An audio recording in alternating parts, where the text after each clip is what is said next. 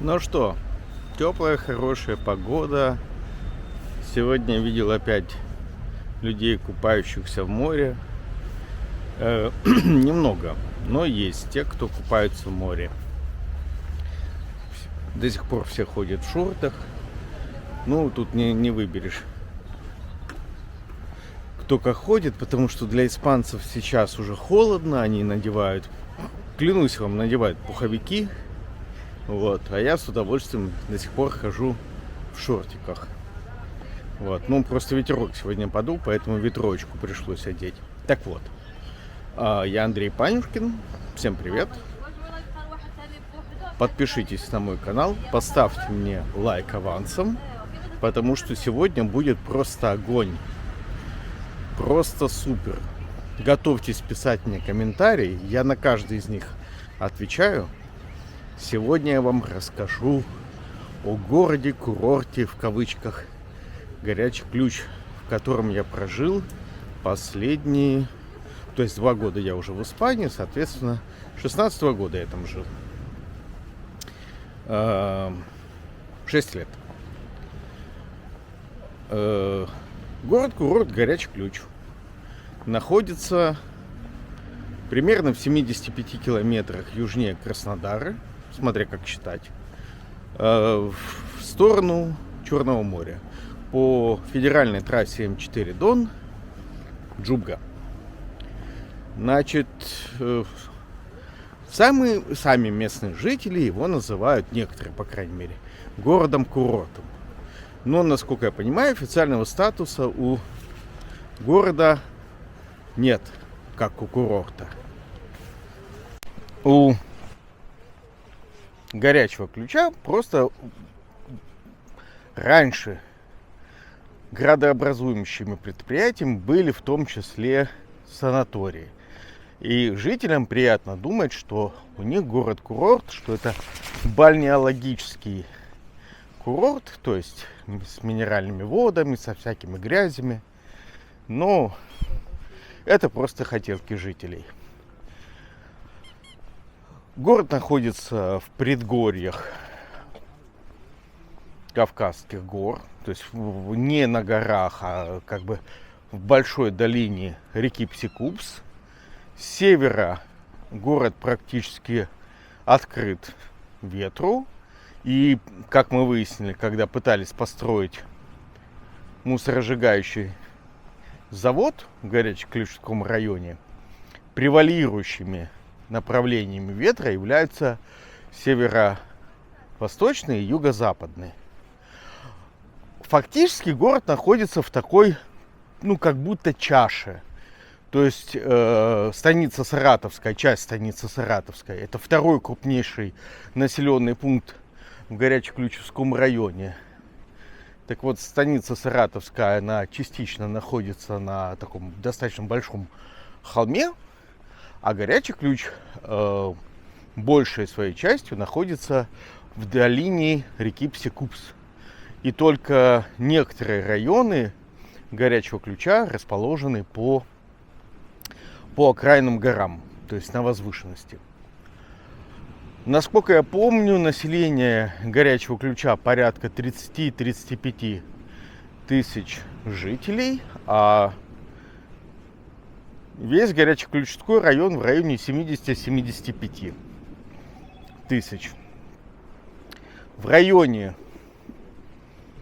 населенными пунктами, помимо Горячего Ключа, крупными являются станица Саратовская. В будущем я уверен, что станица Саратовская сольется с Горячим Ключом, потому что и Саратовская, и Горячий Ключ двигаются друг другу навстречу.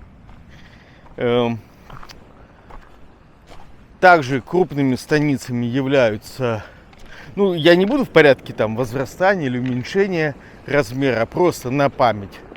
Бакинская, ставшая известной благодаря кладбищу ЧВК «Вагнер»,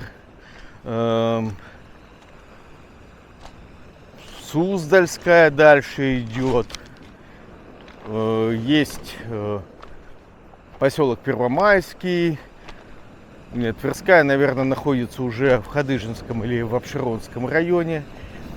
Ну, вот, наверное, Бакинская и Суздальская, следующая после Саратовской. Есть еще станица Пятигорская, есть Фанагорийская, но это уже село и безымянное. Прелести горячего ключа. Почему я его выбрал? Во-первых, выбирал я его в 2006 году, еще до того, как было объявлено о решении провести Олимпиаду в Сочи. Выбирал я его по причине того, что тогда от горячего ключа до Краснодара можно было легко проехать без пробок. Уже построили хорошую многополосную дорогу. Ну, там достраивали кусочек около Саратовской. Во-вторых, дизель, я тогда на дизель ездил, стоил тогда, по-моему, 6 или 7 рублей за литр. И мне было все равно, или стоять в пробке в Краснодаре, сжигать дизель где-нибудь на Северном мосте, или выехать и ехать из Краснодара в горячий ключ. Упс, на мешок нашел. Выбирал я разные варианты, где жить. Ну, что ж там под ногами? Значит, давайте про районы расскажу горячего ключа. Основная улица, естественно, улица Ленина, как она еще может называться. Но есть более проездные, потому что Ленина там частично пешеходная. Есть проездные улицы Псикубская, есть улица Кучерявого и есть улица практически через весь город идет, она как бы переходит одна в другую, улица Ярославская. Это если считать от гор в сторону горячего ключа, в сторону Краснодара, то есть получается с юга на север.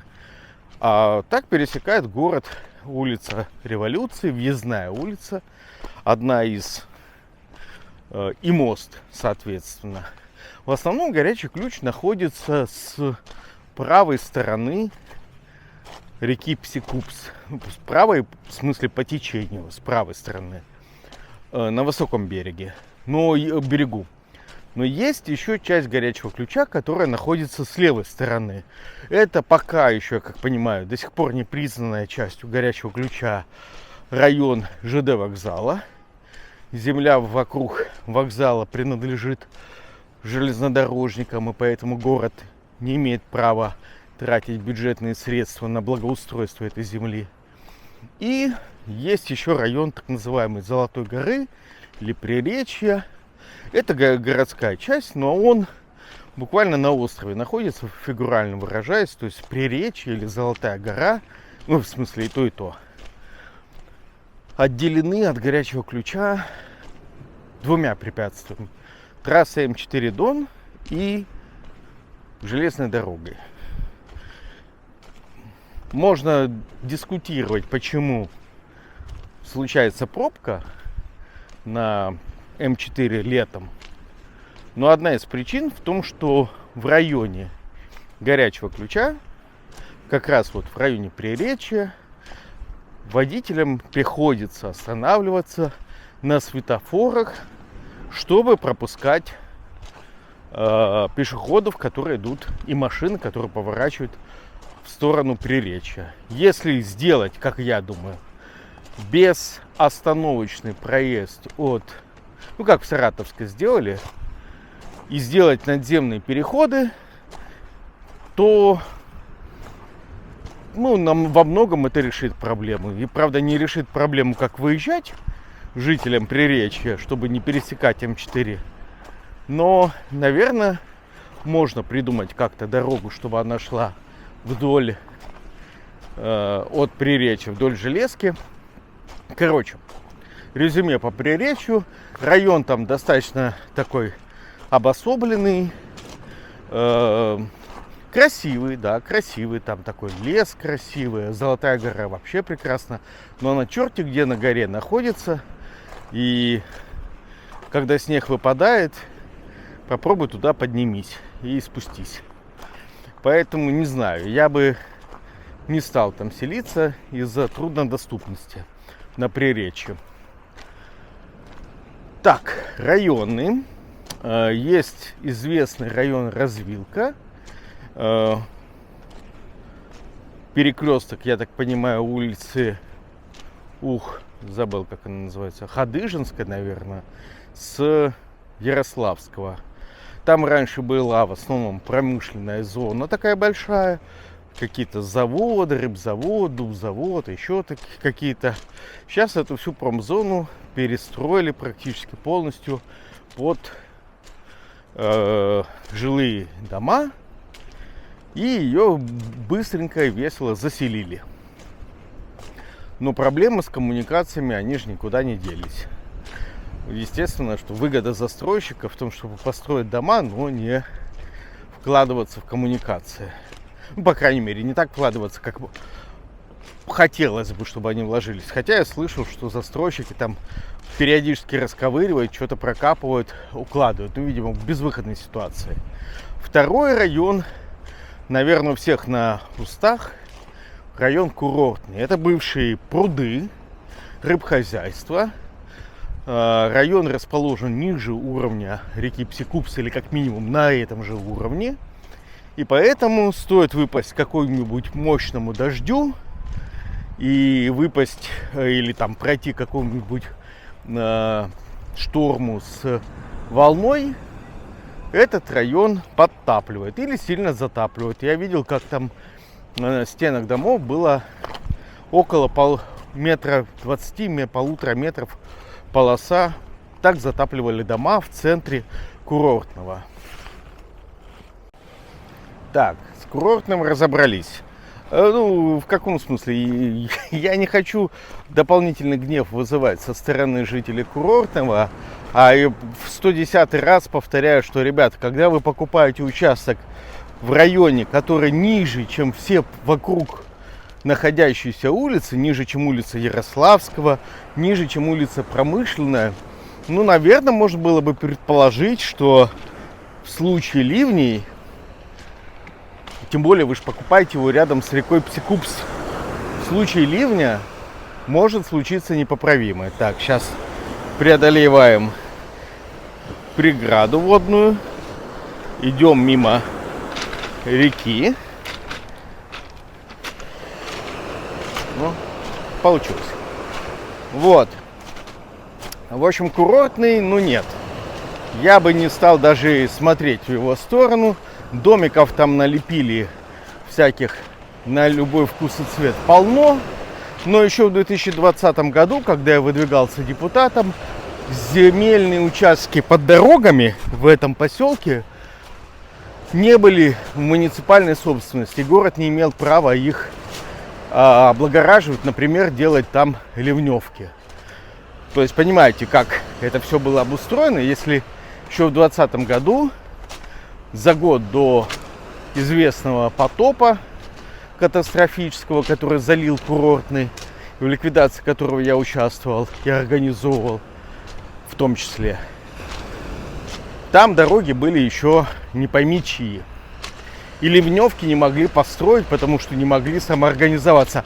Хотя Иван, местный вожак, с моей точки зрения, достоин всяческого уважения. Ваня просто вырывает из администрации любые ништяки. И он, ну, с моей точки зрения, очень достойный руководитель и вожак. Настоящий буйный. Вот. Тем не менее, Ваня, извини, но против фактов не попрешь.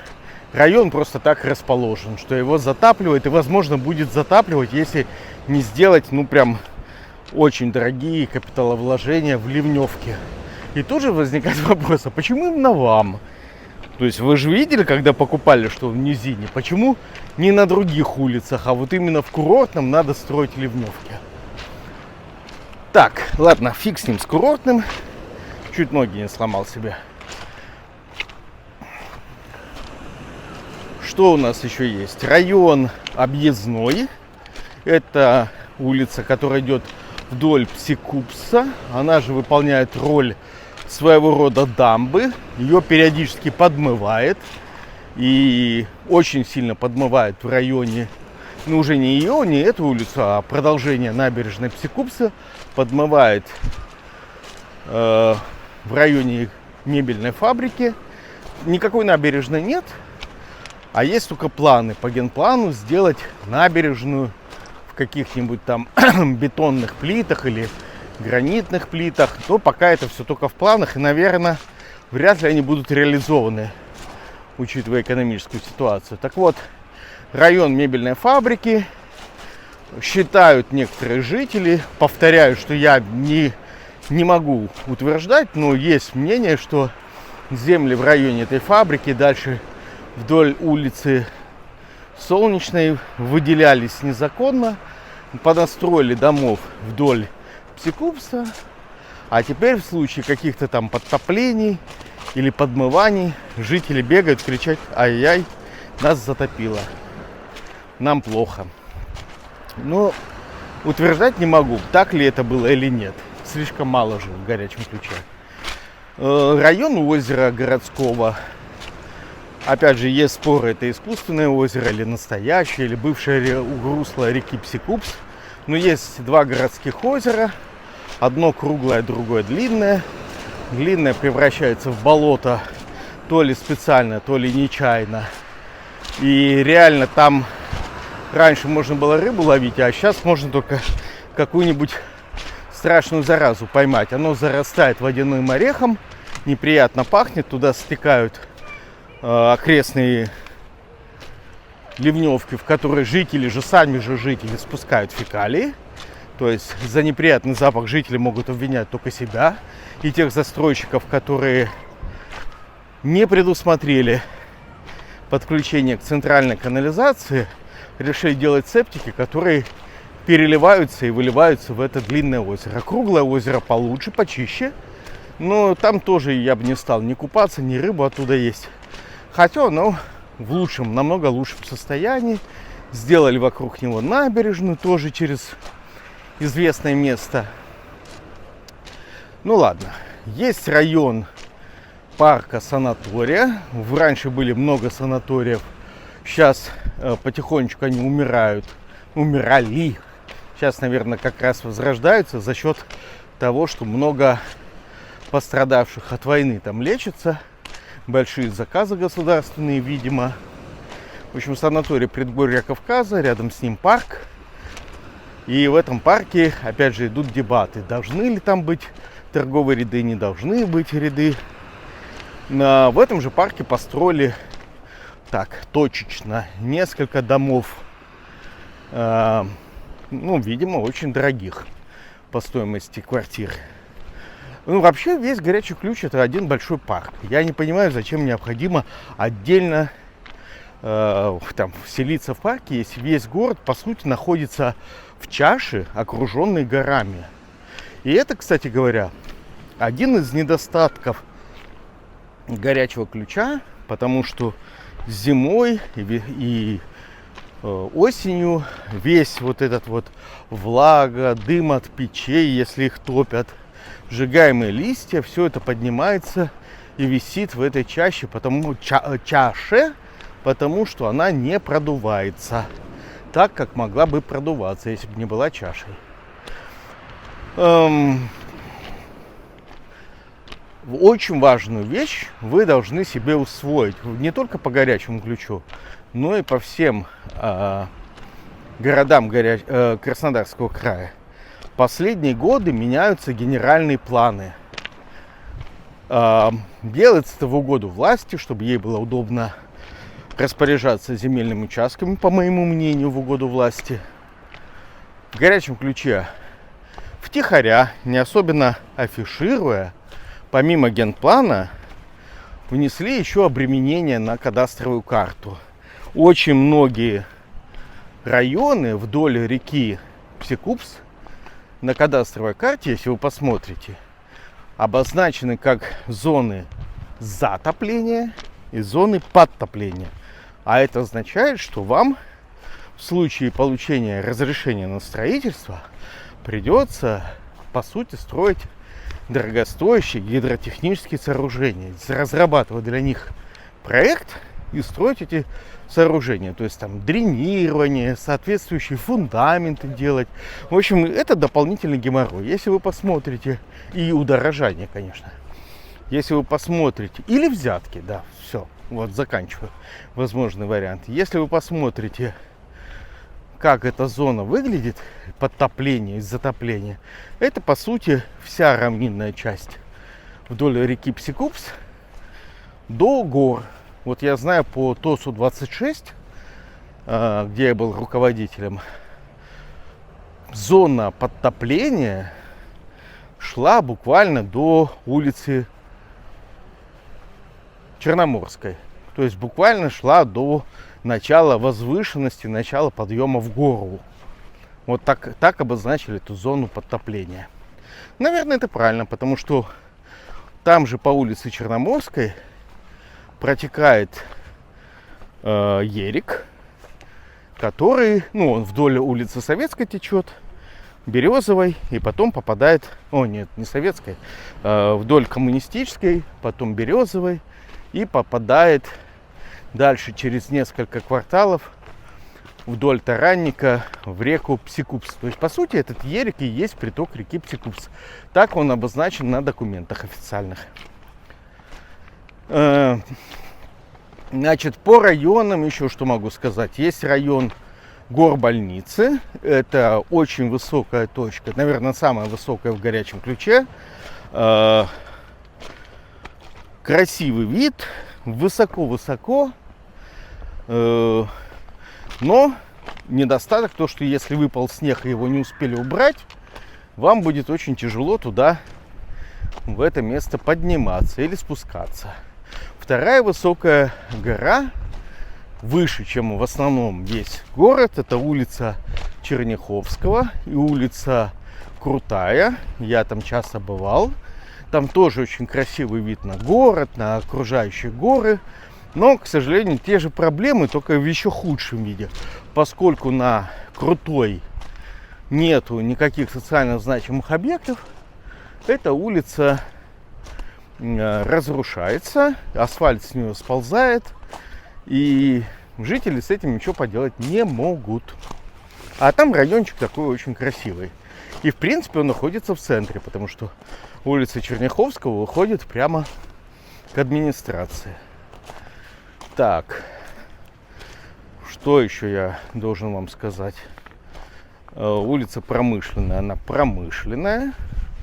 Там, да, смотрите на генплан.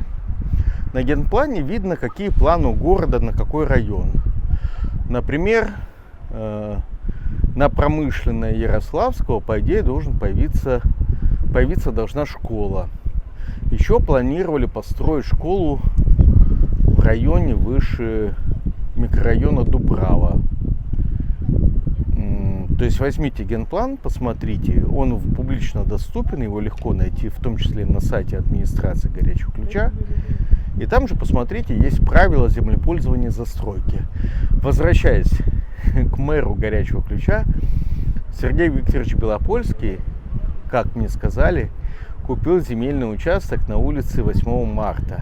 Если бы он умел пользоваться правилами землепользования застройки, он бы увидел, что улица 8 марта обозначена на градостроительных документах как оползневая зона. И таких зон есть несколько в Горячем Ключе. По-моему, по улице Пушкина она есть.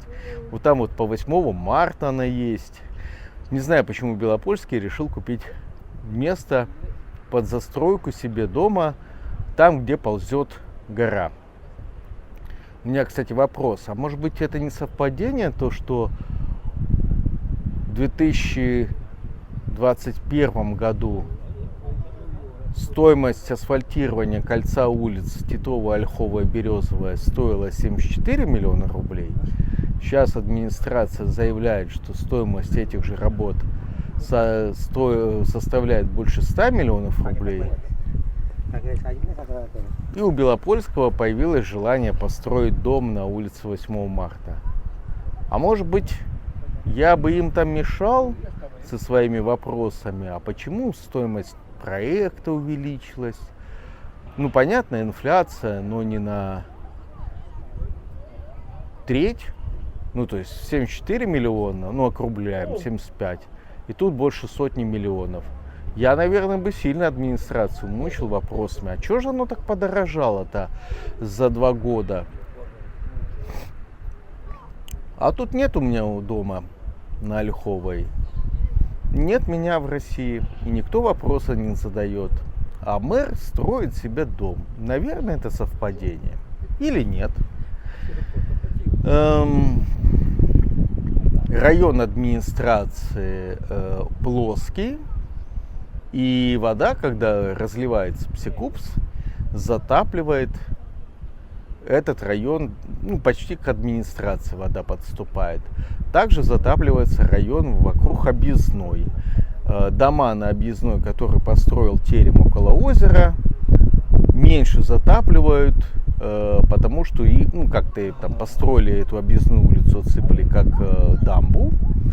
Но все равно вот вдоль улицы Объездной есть другие многоэтажные дома, многоквартирные, и их затапливает. Последний потоп 2021 года, мне очевидцы говорили, что 45 сантиметров воды было около пожарной части. А это так существенно далеко от Псекупса. То есть это почти около улицы Ленина. Там в квартале от улицы Ленина пожарной части. Вода туда пришла на глубину 45 сантиметров. Да, есть еще городок нефтяников в Горячем Ключе. Как слышится, так и пишется. То есть раньше там жили нефтяники, когда в горах вокруг Горячего Ключа начали разрабатывать нефть где-то в 40-х, ну, в смысле, в конце 40-х, 50-х. Бывшие бараки, там вот воткнули этот один несчастный дом, камень преткновения, по которому жильцы бодаются с застройщиками, с обанкротившимися, там они все время меняются, но я думаю, что этот дом они добьют, и вообще желание у них застроить это все вдоль улицы Ленина. Обратите внимание, кстати говоря, по новому генплану вдоль улицы Ленина земельные участки не под ИЖС. Обратите на это внимание, они имеют другое назначение.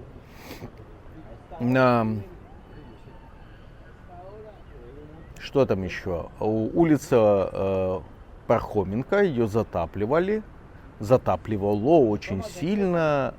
Улица там есть Ключевая. Вот этот весь район между администрацией, ну, по сути, между улицей Черняховского и Транспортной, ниже Ярославского, был затоплен не так сильно, как курортный микрорайон, но также очень сильно затопило. И я бы там не стал ничего покупать, потому что как бы там люди не мучились, какие бы ливневки они не строили, но ливневка это по сути приток Псекупса, если не ставить гидротехническое сооружение.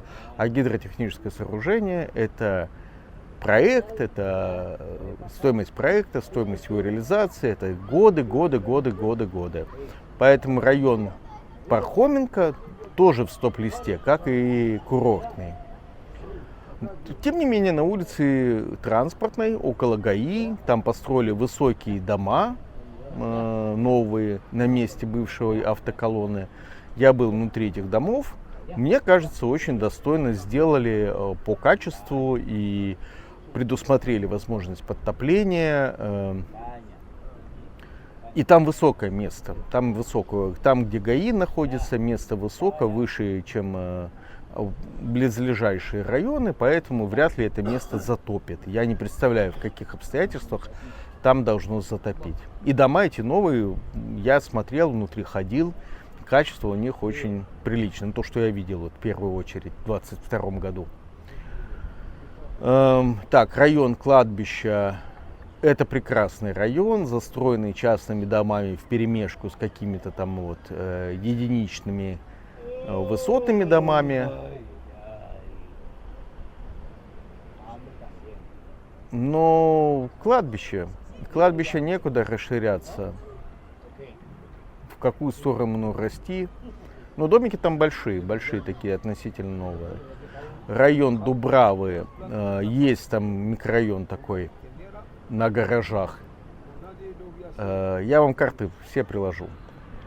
Этот район с домиками очень такими интересными, они как частного застройщика, плотно такие заселенные, а рядом пустой участок, который почему-то не заселяют до сих пор. Ну, вернее, там домов несколько построено, но не все.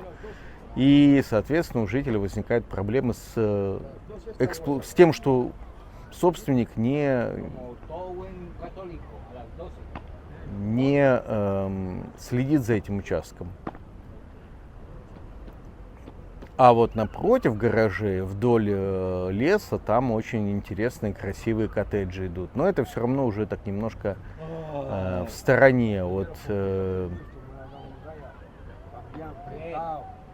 от центра. Но не так далеко, как развилка. Развилка густонаселенная, людей там много, там понастроили Новый Град, кажется, называется район, где дом горел, крыша всего дома сгорела. Вот. Там, по сути, город в городе такой. И все время то интернет у них пропадает, то вода, то свет. Ну, не знаю, может, сейчас лучше стало, но раньше на развилке даже не знакомились девушки с парнями с развилки. Ну, так и писали в объявлениях. Если вы с развилки, к нам не обращайтесь. Что еще?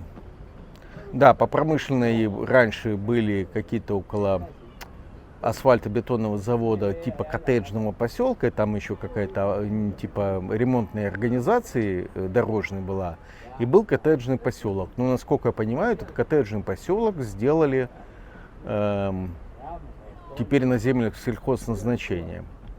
Не знаю, насколько он интересен вам в качестве жить на земле сельхозназначения или на спорной территории. Как бы сельхоз она, не сельхоз, непонятно. Так, вроде все я вспомнил. Значит, старый центр парк, вдоль Кучерявого, вдоль. Ну да, есть же еще несколько гор.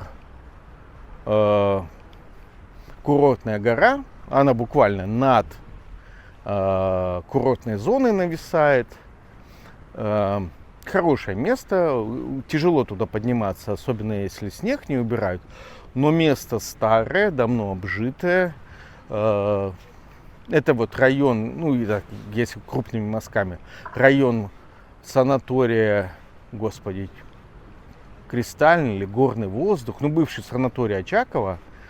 И там несколько горок с красивым видом, давно обжитых. Только обращайте внимание, некоторые из этих гор тоже обозначены на градостроительных документах как оползневые участки. Вам надо вот по большому счету при покупке земли в горячем ключе брать генеральный план, брать правила землепользования и застройки. Это все публично доступно, вы можете найти это на сайте администрации горячего ключа, или есть федеральная система с этими же документами, даже еще более полная. Скриншот я вам приложу. Там тоже можно найти, если вдруг администрация спрятала какие-то документы. И вот на этом сайте вы должны, или там на сайте администрации, буквально как настольную карту взяли, разложили себе и смотрите, где оползневые зоны, где зоны затопления, где зоны подтопления, где есть, кстати говоря, памятники археологии, допустим, в лесу над микрорайоном Дубрава, где особо охраняемые территории природные, которые нельзя застраивать, их нужно особым образом эксплуатировать. Это все должно, ну как не должно и есть, это все обозначается на градостроительных документах. Ой, я же забыл, есть еще район бульвар Попелички, или как-то так называется. Плоский район, удобный, наверное, в жизни, но вода от него плохо уходит. Я там был знаком с женщиной оттуда.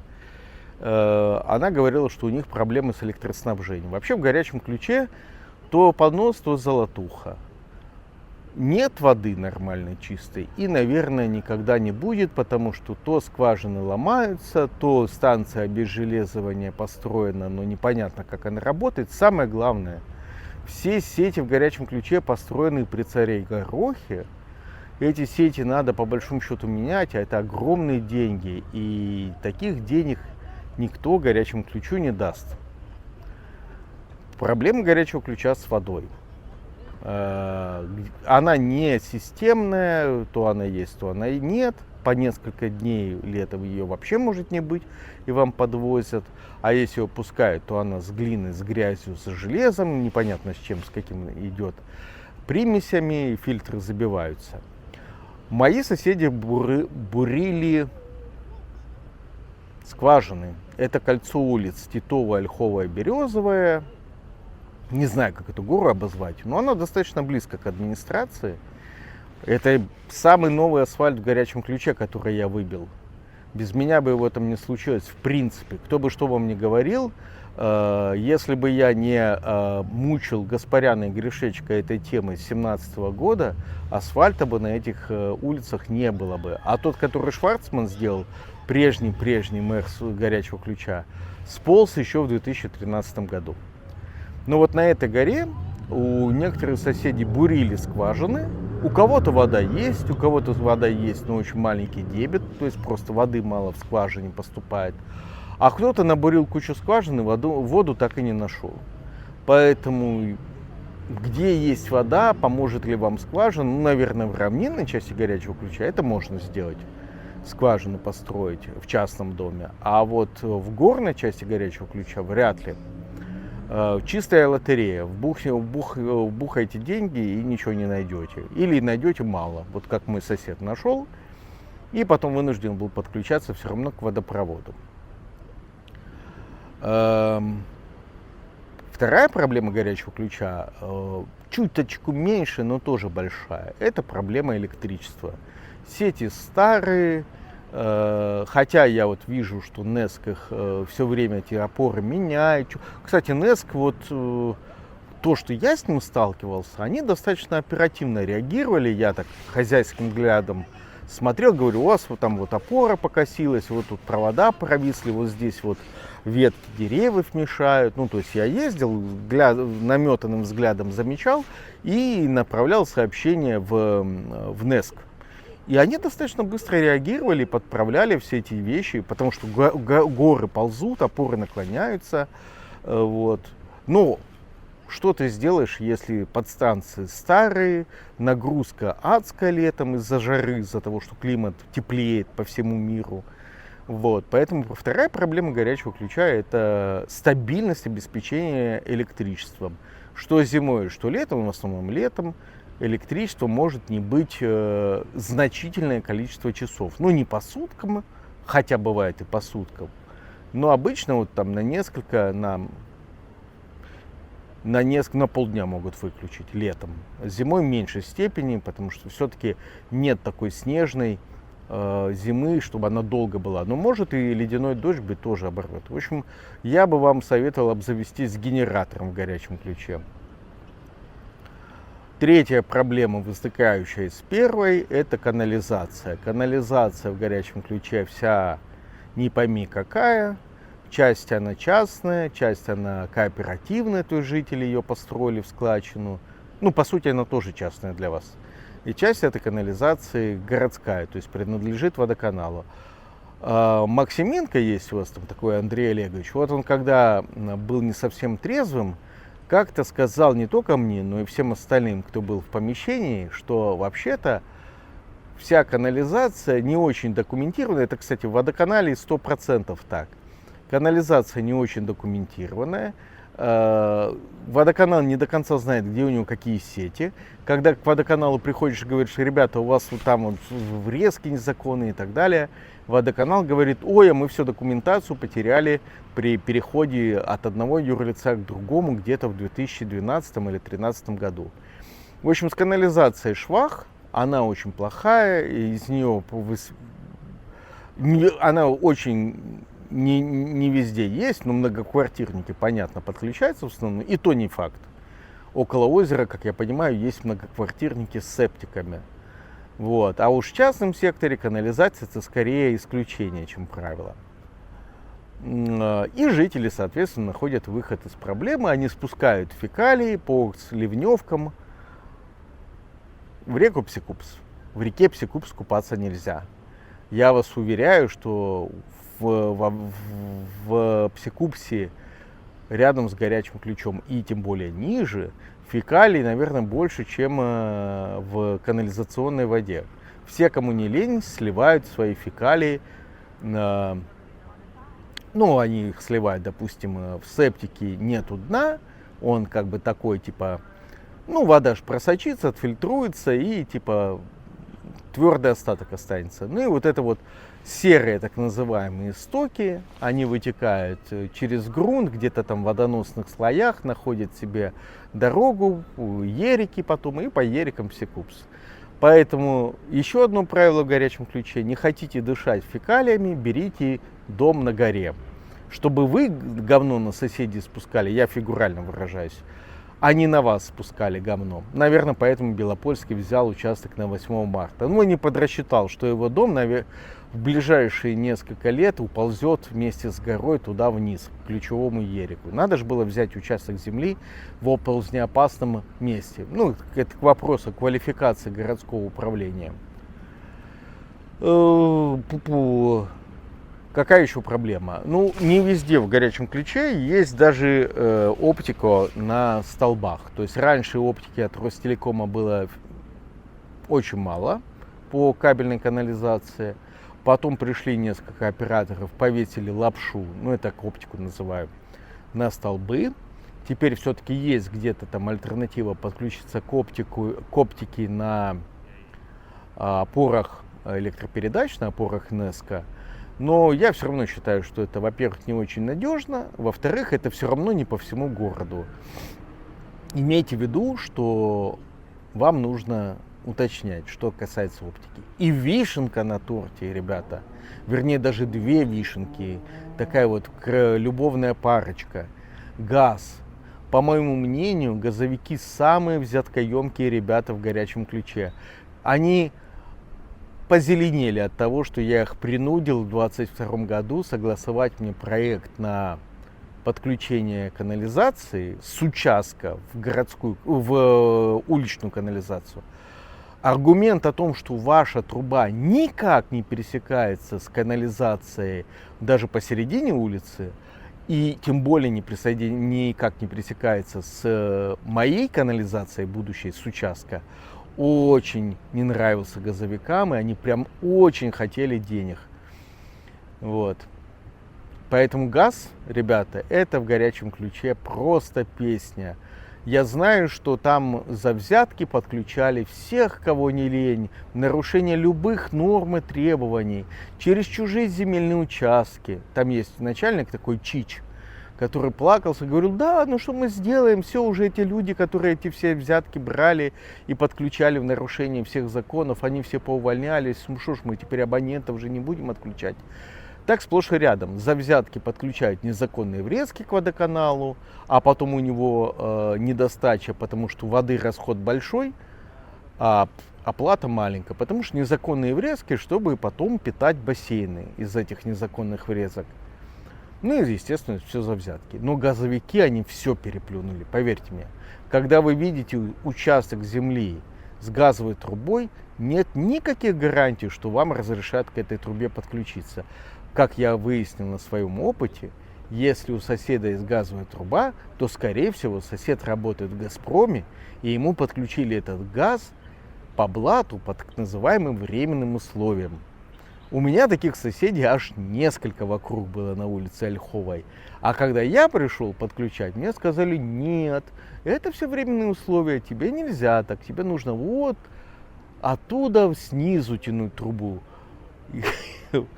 И так газовики говорили всем. Поэтому на улице Титова, параллельно с улицей Титова, по земельным участкам идут аж 4 разных газовых трубы. Каждому собственнику по одной, чтобы заработать. Вот так это делается у нас. Но пока я бился за подключение своего отдельно стоящего дома к газу, выбивал эти технические условия, другими как бы находил подрядчиков, чтобы построить эту трубу по земле, над землей, да. Мы добились того, чтобы построили газопровод пластиковый внутри, в грунте, и поэтому по Титовой, Ольховой есть газопровод. На кадастровой карте вы можете увидеть некоторые коммуникации, допустим, канализационные трубы, водопроводы, эти самые газовые трубы. Но не все коммуникации, потому что сам водоканал не знает, где у него какие коммуникации до конца. То есть он только догадывается. Газ это просто вот сразу, если вы видите газовую трубу, уточняйте, на каких основаниях она к дому подведена. Если газовой трубы дома нету, сразу считайте, что ее там и не будет, потому что это жутко проблемное, дорогое удовольствие. И вторая вишенка из вишенок на этом торте коммунальных проблем горячего ключа, это, конечно, состояние дорог. В горячем ключе почти нигде нету ливневок. Даже вот в этом проекте, который делает администрация за 100 миллионов рублей, хотя изначально в проекте должно было быть 74 миллиона рублей, ливневки что-то как-то я не заметил на тех фотографиях, которые мне присылали соседи. Вот нету их. Соответственно, когда у вас течет вода зимой, потом она может замерзнуть, а залповые ливни будут все равно размывать этот асфальт. Асфальт без ливневки не жилец, ребята, не жилец. Даже на горе, где вода стекает, но все равно его будет потихонечку размывать, разбивать. И представляете, кто-то там начал строиться, гонят бетон-насос, бетон-мешалку, где-то асфальт чуть-чуть продавили, и в эту трещину, как погнала вода, нужны перехватывающие ливневки. Поэтому общий совет, конечно, брать участок на возвышенности, чтобы было куда сливать фекалии. Шучу, нет, это злая шутка, сарказм. Участок нужно брать на возвышенности, чтобы вас не подтопило. Это уже не шутка. И обращайте внимание, какая дорога идет к вам, в каком она состоянии. Предположите, что лучше эта дорога не станет. Вот вы ее видите, вот в каком она состоянии, лучше эта дорога не станет. Я думаю, что Белопольский последнее, что сделал, это построил вот это кольцо Титовое, Ольховое, Березовое. Все равно, Сергей Викторович, что бы вы там не намухлевали, посмотрите на Капайгородского. Вам, как любому мэру, предстоит служба на нуле, а потом, возможно, если вам очень повезет, у вас будет возможность возглавить какой-нибудь город в Тамбовской области. Может быть, вас Первышов с собой позовет. Мэр же это расходная монета. Даже Капайгородского схарчили. Схарчивают. И Первышова, и Алексеенко. Неужели вы думаете, Сергей Викторович, что вы круче их всех, несмотря на ваши связи с губернатором, с вашим начальником? Думаю, что нет. Просто время еще не вышло. Вот. Так что, резюмируя, учитывая все проблемы с плохими дорогами, которые отсутствуют на большей части улиц горячего ключа, я имею в виду в асфальтовом исполнении. А то, что гравийно отсыпается, это все смывается каждый сезон практически. Учитывая проблемы с газом, с электрическими сетями, с водопроводом, с водой, это проблема номер раз в горячем ключе. Проблему с канализацией, она самая решаемая из всех остальных проблем. Белопольский говорит, что он построил 2 школы, но мне кажется, что количество жителей увеличится в горячем ключе так, что этих 2 школ уже не хватает. Но школы 2, да, одну там в 4-й в 2 раза увеличили, и вот строят за администрацией, наконец-таки. Все равно же нужны еще и садики. Я не слышу, чтобы садики были построены. И при общем недоразвитии инфраструктуры горячего ключа, наличие мест в школе, не очень сильно подслащивает эту пилюлю. Учитывая зоны практически полностью всю равнинную часть горячего ключа в зоне подтопления или затопления, учитывая то, что на генеральном плане куча земель в горячем ключе в сельхозназначении, имейте это в виду, вы прежде чем покупать что-то, посмотрите, если у вас земельный участок на новом генплане не в сельхозназначении, а в зоне ИЖС.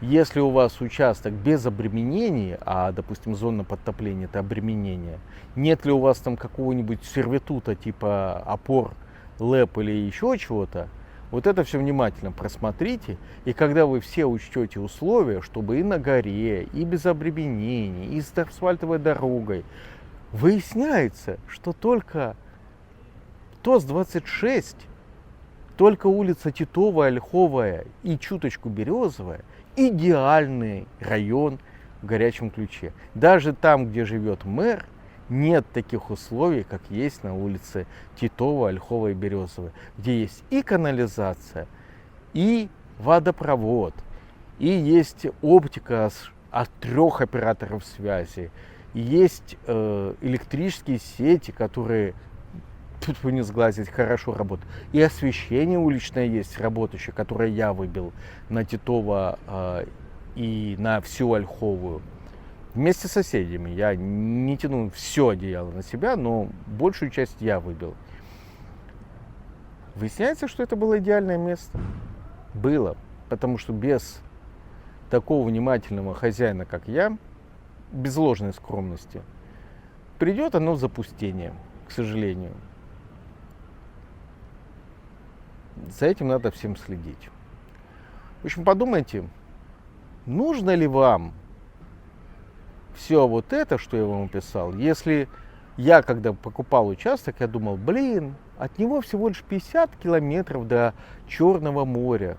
Это ж я прыгнул в машину, через полчаса я на море. Нет, ребята, все, это время было в 2006, ну максимум в 2010 году. Сейчас до моря нужно ехать 4-5 часов, если в нормальное время, если не ночью выезжать, то 4-5 часов нужно ехать, потому что горячий ключ, от горячего ключа трасса стоит в пробке и будет стоять. Будет стоять трасса в пробке. Нет еще никаких решений, потому что по сути нужно всю трассу расширять от горячего ключа аж до Дефановки. На это денег нет. Это нужно мосты строить, это нужно строить какие-нибудь там туннели. Ну, может быть, туннели нет, но мосты точно надо строить. А там оползневые участки есть около Пятигорской. Ух, это столько проблем. Поэтому, скорее всего, улицы будут, вернее, этот участок 50 километров будет стоять вечно пробки с мая по октябрь. И да, я же забыл сказать, что из-за того, что в пробке стоят по трассе, особо одаренные едут через горячий ключ, через город и заставляют стоять в пробке и весь город.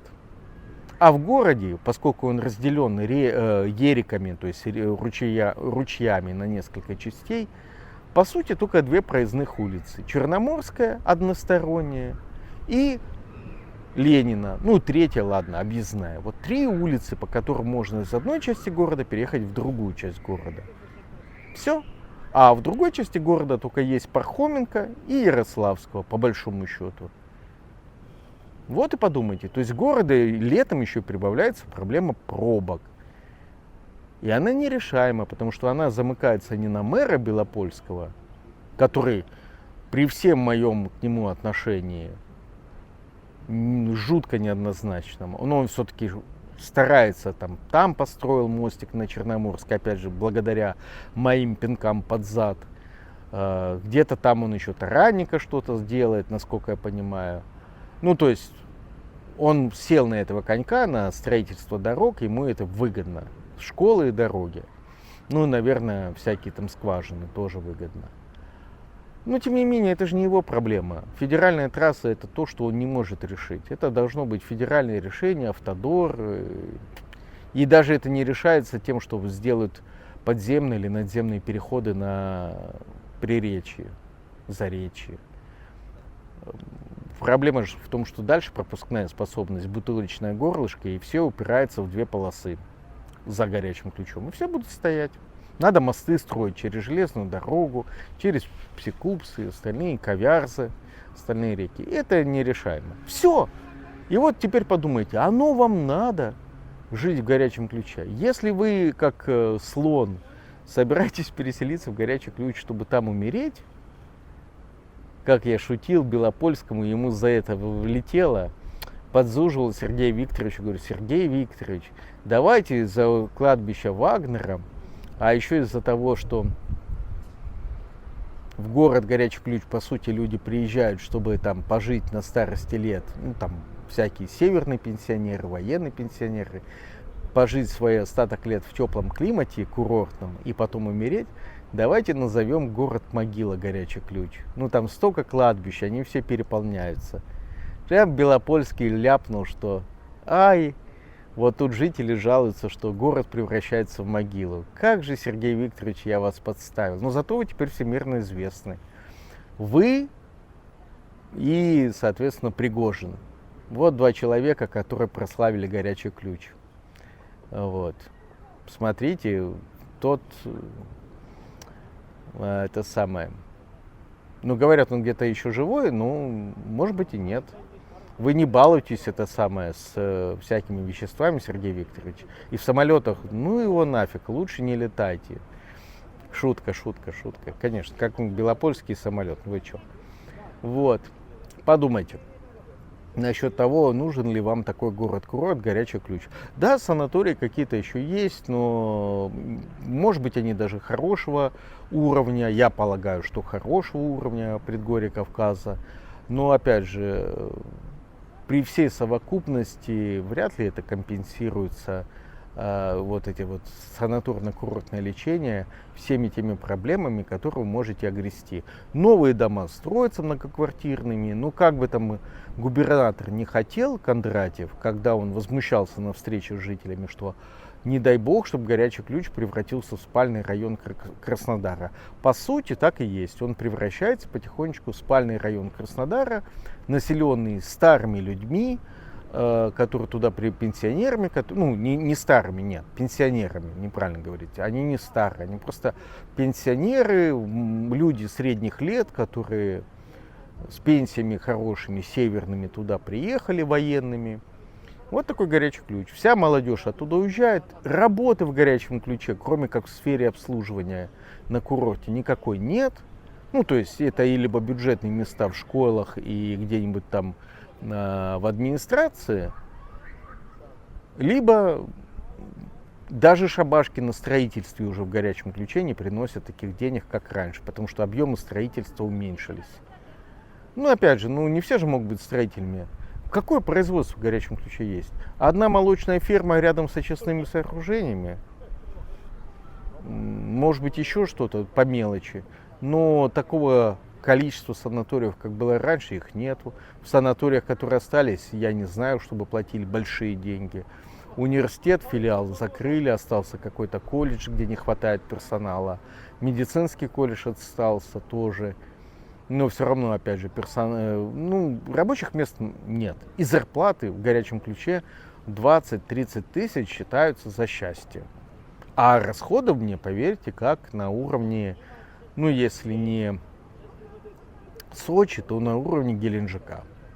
Ну типа же это город-курорт. Вот, делайте выводы. Земля, кстати, в Горячем Ключе не очень родючая. Не все там вырастает, очень многие плодовые деревья не удалось вырастить, хотя я за ними ходил.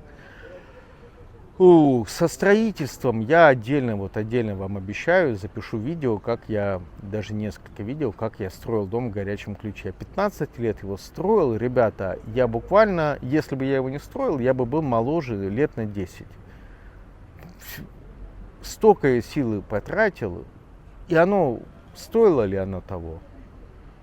Если законов нет и дом сожгли, даже если поджигателей в конечном итоге объявят поджигателями, потому что все знают, кто это, ну толку-то, все равно они даже и не будут привлечены к уголовной ответственности. Поэтому подумайте, нужно ли оно вам. Света нет, воды нет, дорог нет, канализации нет. Цены высокие и на квартиры, и на эксплуатацию. Управляющие компании тоже говно. Жанна Викторовна захватила весь этот рынок управляющих компаний. Работы нет. Ну, такой маленький, прекрасный город-курорт или город-могила, горячий ключ. Решать вам. Все, пока. Ставьте лайк, дизлайк. Я надеюсь, в это видео придет миллиардов жителей горячего ключа и накидают мне дизлайков и комментариев, с чем они по существу не согласны. Вот поверьте мне, все, что я вам сказал в этом видео, ровно то же самое пишут на форумах горячего ключа. В этих пабликах, вот куда ни зайди, у них буквально сезонная цикличность. Зимой снег не убирают, свет выключают, потому что линии обледенели, но это редко, но бывает. Летом 100% воды нет, вода плохая, свет выключили, не дают, дороги смыло, ну тут то понос, то золотуха. Место проклятое, Сергей Викторович, а вы там дом строите. Ой, я люблю Белопольского, прям обожаю. Пока.